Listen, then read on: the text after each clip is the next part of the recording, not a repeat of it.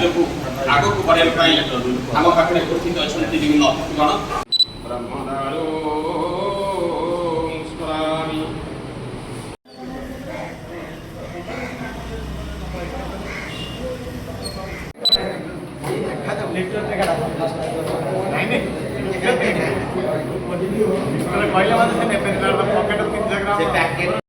आज कार्यक्रम विषय कौन कहे? नमस्कार, मो ना राजकिशोर कर जगन्नाथ प्रसाद ब्लॉक जामगोड़ा मो घर ग्राम।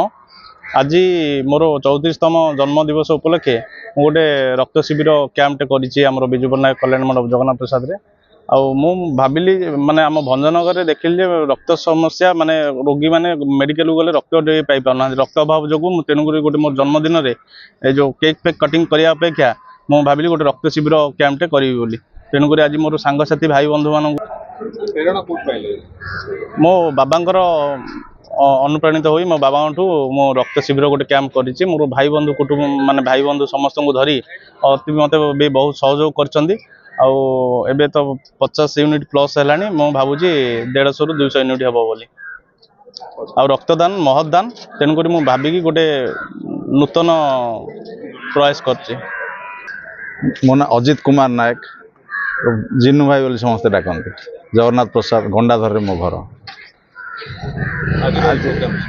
आज प्रोग्राम माने आमर अंचल गोटे नूतन उत्साह आनी देछि। मोर छोट भाई लिटुन ओरफ राजकिशोर सी तार बर्थडे रे जो प्रोग्राम कर माने आमको मते बहुत खुशी लगिला। सी प्रथम जो दिन मते कही भाईना अमुक डेट रे उपस्थित रही ब्लड कैंप कर मो बर्थडे रे मत बहुत चिंताधारा मत खुशी लगला।